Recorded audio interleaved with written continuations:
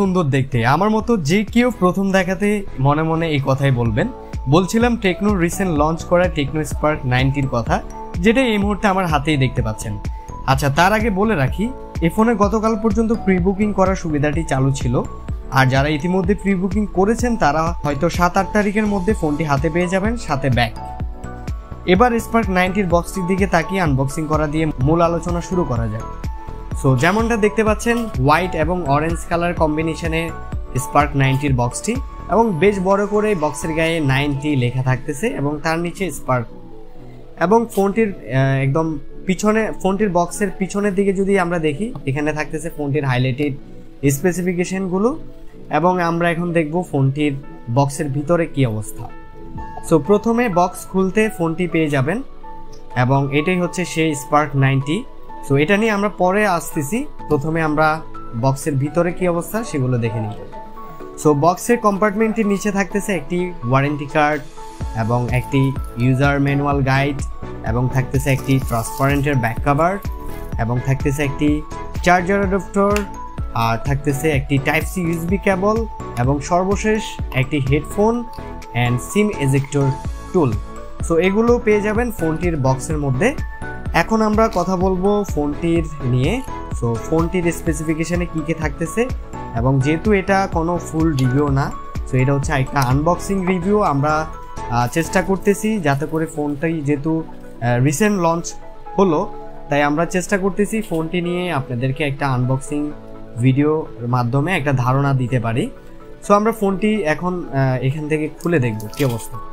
So যেমনটা দেখতে পাচ্ছেন ফোনটির যে রিয়ার প্যানেলটি, সো ফোনটির রিয়ার প্যানেল নিয়ে যদি কথা বলি, ফোনটির রিয়ার প্যানেলটি গ্লসি ফিনিশিং রাখা হয়েছে, যার ফলে আমি দেখতে পাচ্ছি এখানে ফিঙ্গার কিন্তু এটা ক্যাচ করতেছে। সো ফিঙ্গার ক্যাচ করার পাশাপাশি এখানে কিন্তু স্ক্র্যাচ পড়ারও কিন্তু পসিবিলিটি আছে।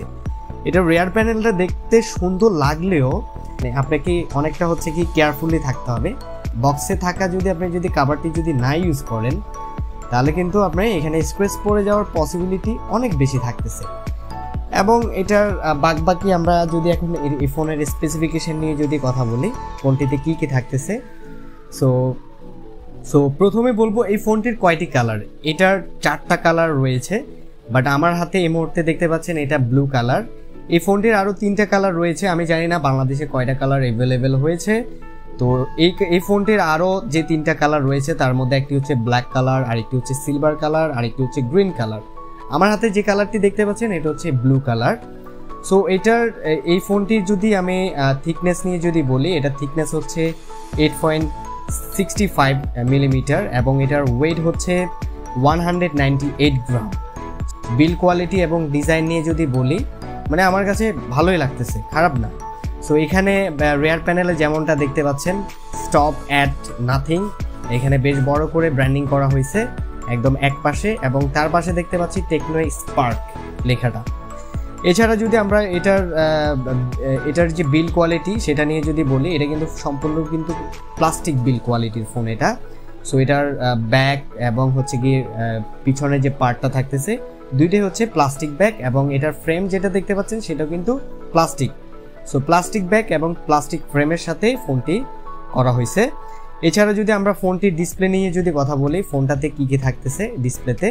সো এটার ডিসপ্লেটি হচ্ছে IPS ডিসপ্লে, এবং এই ডিসপ্লেটির ইঞ্চ হচ্ছে 6.6 ইঞ্চ, যেটা HD+ রেজলিউশনের ডিসপ্লে, এবং এই ডিসপ্লের PPI ডেন্সিটি হচ্ছে 269 PPI, আর এই ডিসপ্লেটির স্পেক রেশিও হচ্ছে 20:9, আর এই ডিসপ্লেতে কিন্তু 90 হার্টজ স্ক্রিন রিফ্রেশ রেট থাকতেছে। সো এখানে এই ফোনটি কিন্তু HD+ হচ্ছে এটার রেজুলেশন।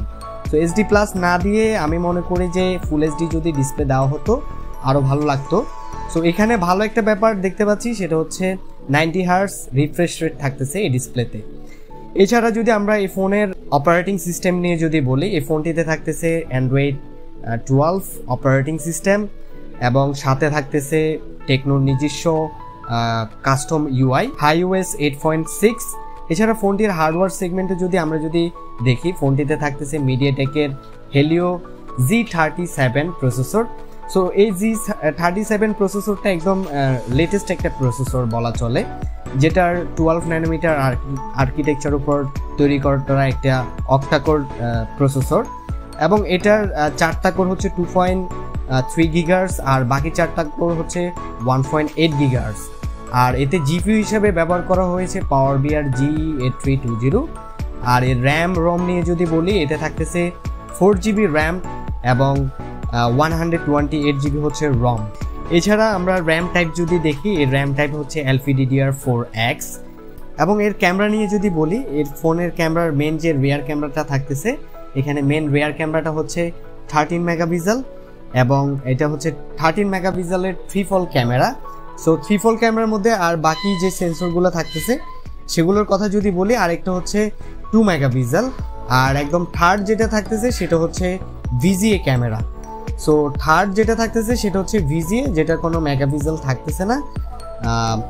এছাড়া আমরা যদি 13 মেগাপিক্সেলের যে মেন ক্যামেরাটা থাকতেছে সেটার নিয়ে যদি বলি, এটাতে ভিডিও রেকর্ডিংয়ের ক্ষেত্রে যে সুবিধাটা পাবেন, ফুল HD রেকর্ড করতে পারবেন, ভিডিও রেকর্ড 30 FPS-এ। এবং ফ্রন্ট ক্যামেরা নিয়ে যদি বলি, এটার যে ফ্রন্ট ক্যামেরা থাকতেছে সেটা হচ্ছে 32 মেগাপিক্সেল হচ্ছে এর front camera. So this is great. এই প্রাইস সেগমেন্টে কিন্তু 32 মেগাপিক্সেল অসাম বলা যায়। সো যারা সেলফি লাভার আছেন তাদের জন্য আই হোপ এটা খুব ভালো হবে। এবং এটার আমরা যদি একদম ডিরেক্ট ফ্রন্ট ক্যামেরা যদি দেখি, ফ্রন্ট ক্যামেরার কি অবস্থা। সো যেহেতু আমরা এটা আনবক্সিং রিভিউ করতেছি, সেহেতু আমরা একদম ডিরেক্ট আপনাদেরকে ওভাবে ছবি তুলে দেখাতে পারতেছি না। তারপরও আমি স্ক্রিনে কিছু ছবি শেয়ার করে দিব, সেগুলো দেখে আপনারা বুঝে যাবেন যে এটার ক্যামেরাটা আদৌ কেমন। সো ফ্রন্ট ক্যামেরা আমরা যে সুবিধাগুলো দেখতে পাচ্ছি ফোনটিতে, এখানে AI ক্যাম এবং বিউটি থাকবে, প্রোটেক্ট থাকবে এবং AR শট থাকবে। সো এখানে বিভিন্ন ধরনের স্টিকার আছে, সেগুলো এখান থেকে অ্যাড করতে পারবেন। এছাড়া টাইম ল্যাপস থাকতেছে ভিডিওতে। এবং ক্যামেরার মধ্যে আরও যে সুবিধাগুলো দেখতে পাচ্ছি, এখানে ওয়াইড সেলফির সুবিধা থাকতেছে। সো এটা ওয়াইড সেলফি নিতে পারবেন, যদিও এটা ঘুরিয়ে পিছিয়ে নিতে হবে আপনাকে। সো এখানে প্রোটেক্ট মোডও দেখতে পাচ্ছি। সো ফ্রন্টে আপনারা প্রোটেক্ট মোডটাও পেয়ে যাবেন এখানে। এছাড়া আমরা রিয়ারে যে ক্যামেরাটা থাকতেছে 13 মেগাপিক্সেল, সেটা যদি দেখি সেটাতে কি কি সুবিধা থাকতেছে। সো এখানেও দেখতে পাচ্ছি স্লো মোশন দেখতে পাচ্ছি, তারপর দেখতে পাচ্ছি এয়ার শট দেখতে পাচ্ছি, টাইম ল্যাপস দেখতে পাচ্ছি, প্যানোরামা থাকতেছে, বিউটি থাকতেছে। সো এগুলা সচরাচর এখনকার সময়ে সবগুলো ফোনের মধ্যে, সব কোম্পানি ফোনের মধ্যে এই ধরনের ফিচারগুলো থাকে। সো এটার মধ্যেও ব্যতিক্রম নেই। সো এছাড়া যদি আমরা ফোনটার রেগুলার পোর্টস এন্ড বাটন নিয়ে যদি বলি, একদম রাইট সাইডে থাকতেছে power embedded side mount fingerprint, যেটা আমরা চেক করব, এবং থাকতেছে up and down volume rocker. এছাড়া লেফট সাইডে থাকতেছে এটার সিম কার্ড ট্রে। সো এখানে দুইটা সিম কার্ডের পাশাপাশি একটি মেমোরি কার্ডও ব্যবহার করতে পারবেন। এবং টপে কোনো কিছু থাকতেছে না। আশা করেছিলাম নয়েজ ক্যান্সেলেশন একটি মাইক্রোফোন থাকবে, সেকেন্ডারি নয়েজ ক্যান্সেলেশন মাইক্রোফোন থাকবে, বাট সেটা পাচ্ছি না আমি। এছাড়া একদম নিচে দেখতে পাচ্ছি 3.5 মিলিমিটার হেডফোন জ্যাক থাকতেছে, তার পাশে থাকতেছে মাইক্রোফোন এবং থাকতেছে টাইপ সি চার্জিং পোর্ট এবং থাকতেছে single bottom fire speaker. So speaker sound কোয়ালিটিটাও টেস্ট করব আমরা।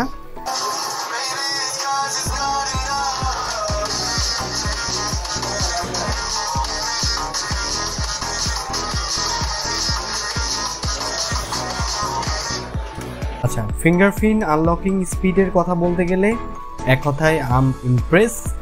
এই প্রাইজে হচ্ছে গিয়ে একদম অসাধারণ আনলকিং স্পিড, যেটা কোনো ধরনের অ্যানিমেশন ঢিলও আমি দেখতে পাচ্ছি না। অনেক ফোনে দেখি আমি যে অ্যানিমেশন ঢিলে থাকে, মানে আপনি এখানে ফিঙ্গার যখন বসানো হয় তখন দেখা যায় এটা আনলকিং হওয়ার সময় একটু ঢিলে করে। সো এটার মধ্যে সেটাও আমি দেখতে পাচ্ছি না, একদম খুব ফার্স্টলি হচ্ছে এটার একদম আনলকিংটা হচ্ছে। অ্যাপসগুলো যদি ওপেন করি এবং সেগুলো যদি দেখি, এগুলোর প্রসেস স্পিডটা কেমন যদি দেখি, সো যেমনটা দেখতে পাচ্ছেন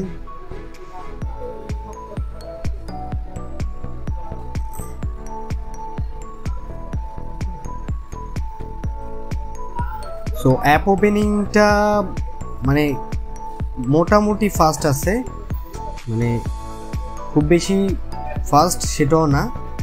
আর এখানে যে নোটিফিকেশন যে প্যানেলটা থাকতেছে, এখানে বেশ কিছু সুবিধাও আপনি পেয়ে যাবেন, একদম ইজি অনেকগুলো হচ্ছে গিয়ে অপশান এখানে অ্যাড করে দিয়ে দেওয়া হয়েছে। এগুলো নিয়ে বিস্তারিত আলোচনা করতে গেলে অনেক বেশি সময় লেগে যাবে। তো আমরা এত বেশি বিস্তারিত আলোচনা করতেছি না, যেহেতু এটা ফুল রিভিউ না, এটা আনবক্সিং রিভিউ। সো জাস্ট টুকিটাকি আমরা যে ধারণাগুলো আছে দেওয়ার দরকার সেগুলাই দিয়ে দিচ্ছি। ফোনটাতে ব্যাটারি হিসেবে থাকতেছে 5000 মিলিঅ্যাম্পিয়ার ব্যাটারি। এছাড়া এই ফোনটার যে প্রাইস ছিল সে প্রাইসটা নিয়েও কিন্তু আমি কিছু বলি নাই। এটার প্রাইস হচ্ছে 14,990 টাকা। সবশেষে এই ফোনটা এই দামে রিকমেন্ড করা যাবে কিনা যদি বলি, দেখুন দাম অনুযায়ী টেকনো ফোনটিতে অনেক কিছুই দেওয়ার চেষ্টা করেছে, মানতেই হবে। যদিও এখানে অনেক ভালো কিছুর মধ্যে আপনার এক্সপেকটেশন আরও বেশি ছিল, আরও বেশি কিছু অফার করলে ভালো হতো, হয়তো এমনটা ভাবছেন। কিন্তু এই মুহূর্তে অস্থিরতার বাজারের কথা যদি চিন্তা করেন, 14 থেকে 15,000 টাকার ফোনে এর থেকে বেশি কিছু কেউ অফার করতে পারছে না। সো আমার এখান থেকে বলবো, যদি আপনি দেখতে সুন্দর এবং পাশাপাশি মাল্টিমিডিয়া কনজামশন করার জন্য একটি মোটামুটি একটা ভালো ফোন খুঁজতেছেন 14-15,000 টাকার মধ্যে, তাহলে টেকনো স্পার্ক 90 ফোনটি আপনি নিতে পারেন। নট ব্যাড, এটা কিন্তু এই প্রাইসে অনুযায়ী কিন্তু খুব একটা খারাপ না, দেখতে খুব সুন্দর। সো আজকে এই পর্যন্ত, দেখা হবে পরবর্তী ভিডিওতে। সে পর্যন্ত সবাই ভালো থাকবেন এবং সুস্থ থাকবেন। Take care, bye by.